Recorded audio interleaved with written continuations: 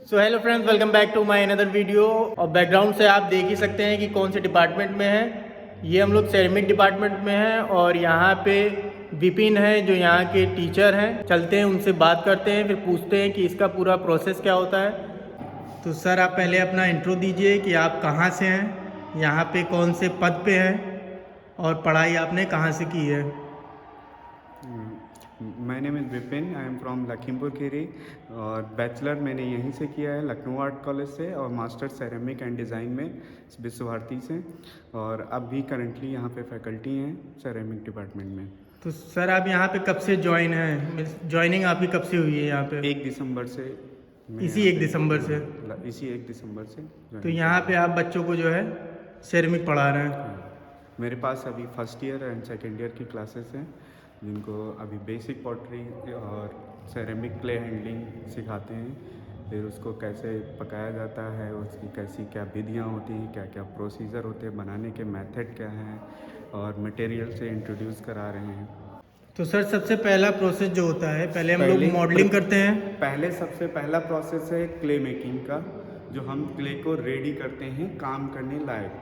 फिर जो भी हमारा पॉट बनता है उसको किसी ना किसी डिफरेंट क्ले बॉडीज़ होती हैं, जैसे टेराकोटा क्ले जो हमारी रेड क्ले या इंडियन क्ले बोलते हैं उसको, और सेकेंडरी क्ले है अर्बनवेयर जिसमें पॉटरी की मैक्सिमम क्रॉकरी वगैरह जो घर पे हम इस्तेमाल करते हैं किचन में मैक्सिमम उसी से बनते हैं। तीसरा और है स्टोनवेयर। ये जैसे जैसे हमारे क्ले की टेम्परेचर के अकॉर्डिंग हमारी स्ट्रॉन्ग बॉडी, जैसे ये किसी भी क्ले बॉडी का ही बना हुआ है, जैसे ये टेराकोटा है रेड क्ले का बना हुआ है, ये पॉट स्टोनवेयर में है,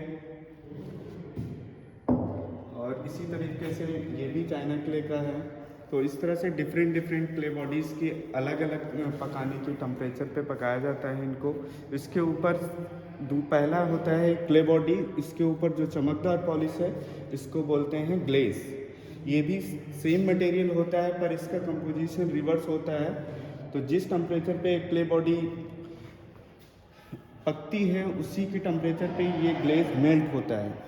तो उसके मेल्ट होने के टाइम पे ये शाइनी सरफेस आता है। कुछ डिफरेंट ग्लेज हैं, इनके डिफरेंट कलर्स जो होते हैं मेनली केमिकल ऑक्साइड जितने भी मटेरियल्स हैं उन्हीं ऑक्साइड पे डिपेंड होते हैं।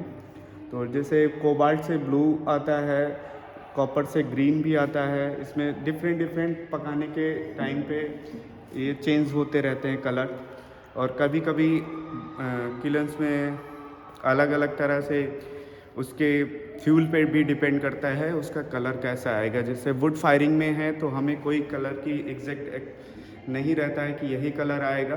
तो कभी कभी बहुत अट्रैक्टिव कलर आते हैं, जैसे बहुत सारी पॉटरी है तो डिफरेंट पैटर्न्स और डिफरेंट डिज़ाइन उस पर करते हैं। तो इसकी सर मिट्टी अगर हमें चाहिए हो तो कैसे, मतलब कहाँ से इसकी मिट्टी मिलती है?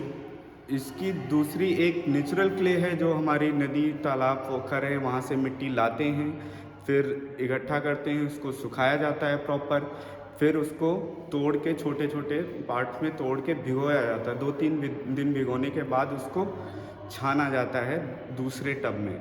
फिर नेक्स्ट उसको एक और ग्रेन्स में और फाइन क्ले चाहिए तो और ही उसको और महीन ग्रेन से उसको छन्नी से छानते हैं। फिर वो जब डिपॉजिट हो जाती है उस पर पानी निकाल देते हैं, निथार देते हैं, और फिर उसके बाद क्ले को निकाल लिया जाता है, फैला दिया जाता है। जब काम करने लायक मिट्टी हो जाती है तब उसको फिर गूँथ यूज़ के में पूरा गूँथ के अच्छे से नीटिंग करके उसको हम किसी भी शेप या फॉर्म्स में यूज़ करते हैं। जैसे हमें पॉटरी बनानी है तो पॉटरी के लिए यूज़ करेंगे, स्कल्पचर बनाना है तो स्कल्पचर में यूज़ करते हैं।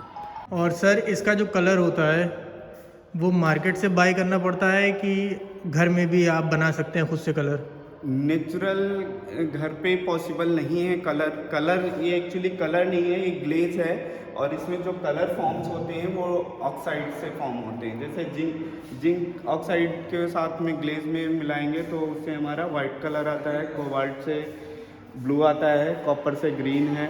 तो इस तरह से डिफरेंट क्ले बॉडीज़ में ग्लेज में हम डिफरेंट ग्लेज की रेसिपी होती हैं डिफरेंट टेम्परेचर्स के लिए। तो उसी पे हम इसको फायरिंग करते हैं तब वो हमारे सरफेस आता है।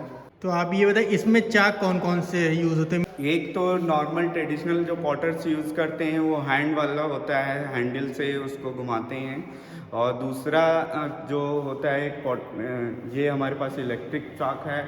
तीसरा इधर पे हमारे पास वो चाक तो क्या हम लोग देख सकते हैं वो चाक? हाँ, आप देखना चाहें तो यहाँ पे देख सकते हैं।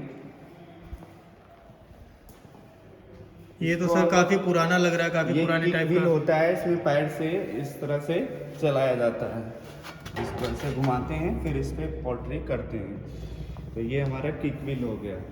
और इसके अलावा और भी हैं मशीनरी, बहुत सारे जिंगर जेली प्रोसेस है उसमें व्हील। ये क्या है सर नीचे? ये हैंड व्हील है, इसको हैंड व्हील है। इसके हम कोई भी स्कल्पचर या छोटा पॉटरी पिंचिंग मेथड से जब करते हैं तो ये हमारा इस पे रख के हम रोटेट करते रहते हैं। इसको पेंटा व्हील बोलते हैं। और सर इसके अलावा तीसरा एक इलेक्ट्रिक चाक भी तो होता है। इलेक्ट्रिक चाक ये है हमारे पास, ये वाला। तो सर इसको चला के हम लोग देख सकते हैं? हाँ, चला के देख सकते हैं बिल्कुल।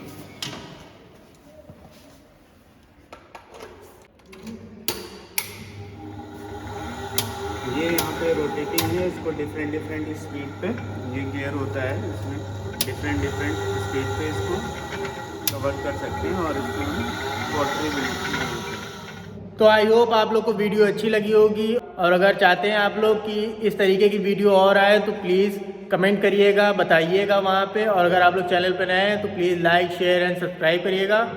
और आप लोग इंस्टाग्राम और फेसबुक पे भी जुड़ सकते हैं, सेम नाम से सेम लोगों से। और एक बात और, आमा मिलते हैं नेक्स्ट वीडियो में।